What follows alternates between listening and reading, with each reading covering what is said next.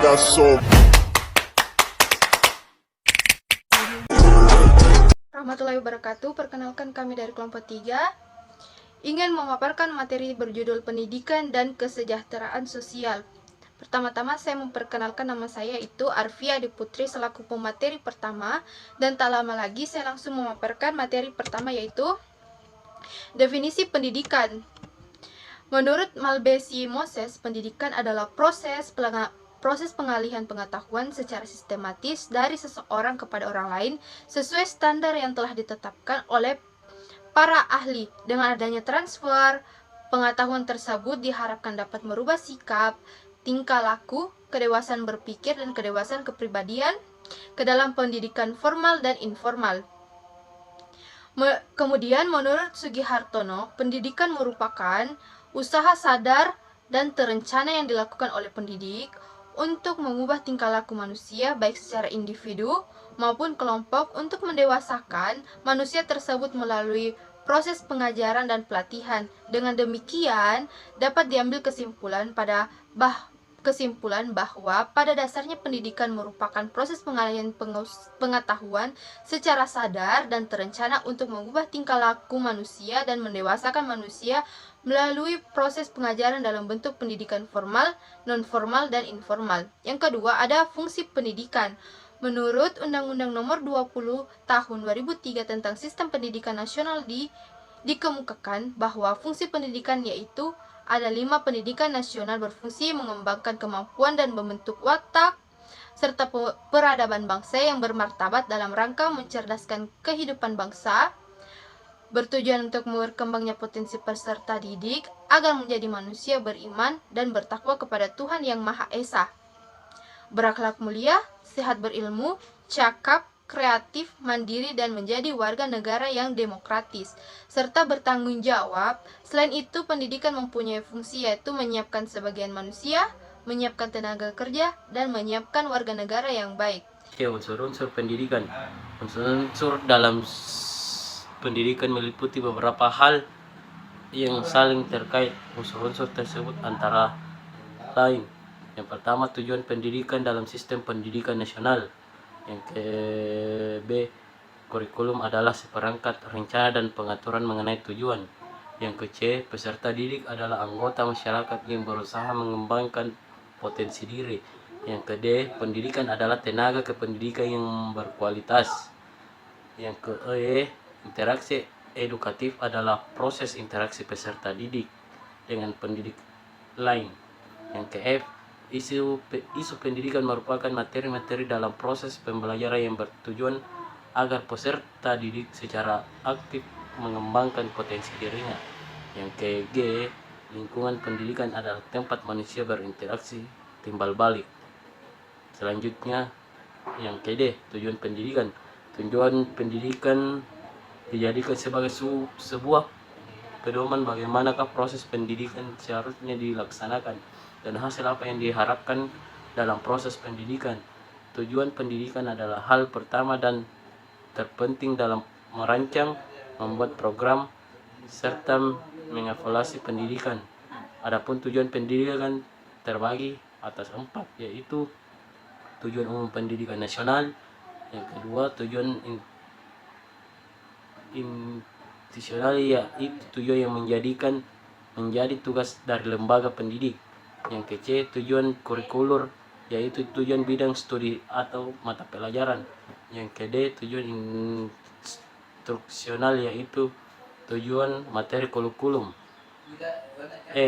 Jalur pendidikan. Jalur pendidikan adalah wahana yang dilalui peserta didik untuk mengembangkan potensi dari dalam suatu proses pendidikan yang sesuai dengan tujuan pendidikan. A, pendidikan formal. Pendidikan formal adalah jalur pendidikan yang terstruktur. B, pendidikan non-formal adalah jalur pendidikan di luar pendidikan formal yang dapat dilaksanakan secara terstruktur dan berjenjang. C, pendidik informasi adalah jalur pendidikan keluarga dari lingkungan kegiatan pendidikan formal yang dilakukan oleh keluarga dan lingkungan terbentuk kegiatan belajar secara mandiri. B, kesejahteraan sosial. A, Pengertian kesejahteraan sosial.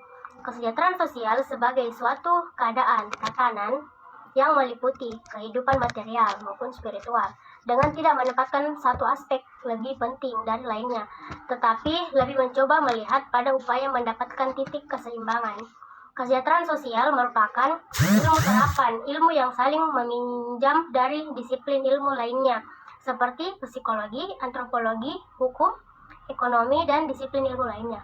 Kesejahteraan sosial memiliki 3 kerangka nilai, meliputi body of knowledge, kerangka pengetahuan, body of value, kerangka nilai, dan body of skill, kerangka keterampilan.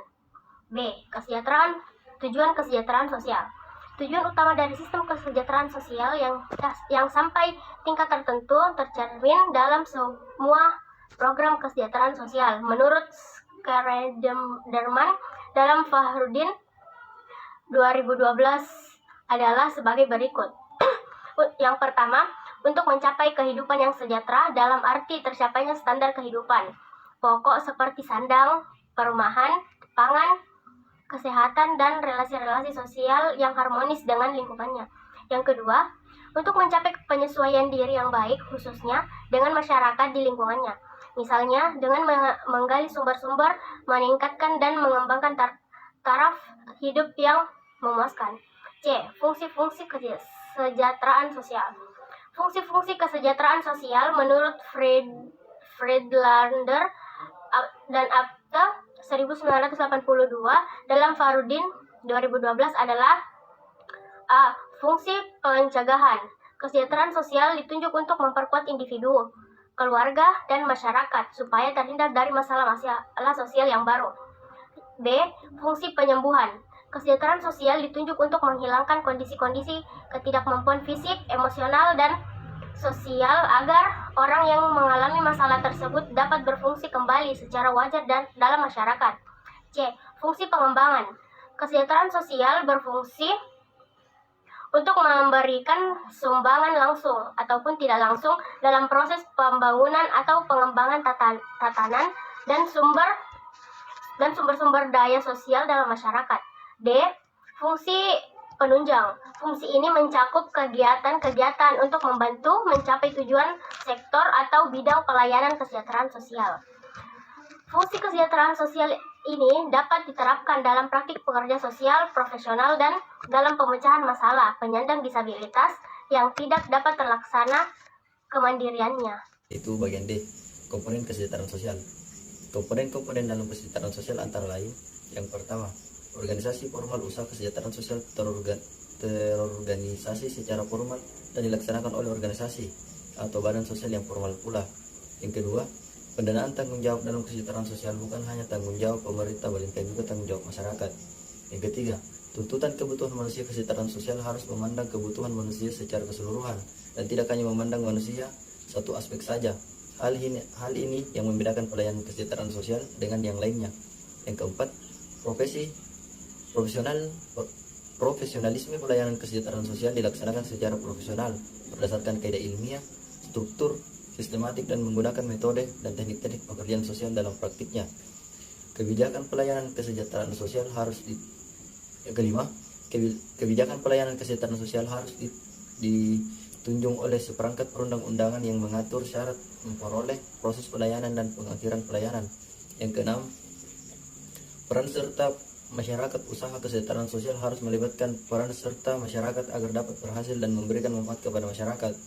Yang ketujuh, data dan informasi kesejahteraan sosial. Pelayanan kesejahteraan sosial harus ditunjang dengan data dan informasi yang tepat. Tanpa data dan informasi yang tepat, maka pelayanan akan tidak efektif dan tidak tepat sasaran. Baik, kita beralih kepada bagian E. Di bagian E itu ada bidang-bidang pelayanan kesejahteraan sosial. Baik, dalam kesejahteraan sosial, selain berfokus pada keberfungsian sosial yang terjadi di masyarakat, ternyata kesejahteraan sosial juga memiliki beberapa bidang-bidang pelayanan dalam usaha kesejahteraan sosial. Fokus-fokus pelayanan dari beberapa cakupan yang terdapat dalam kesejahteraan sosial juga saling terkait erat antara satu dengan yang lainnya. Cakupan-cakupan tersebut antara lain terdiri dari: yang pertama itu kesejahteraan anak dan keluarga, yang kedua kesejahteraan remaja dan generasi muda, yang ketiga kesejahteraan orang lanjut usia atau lansia, yang keempat pelayanan kesejahteraan sosial umum, Yang kelima, pelayanan rekreasional. Yang keenam, pelayanan sosial rekreasional. Yang ketujuh, pelayanan kesehatan mental. Yang kedelapan, pelayanan sosial medis. Yang kesembilan, pelayanan sosial bagi penyandang cacat. Yang kesepuluh, pelayanan sosial bagi wanita.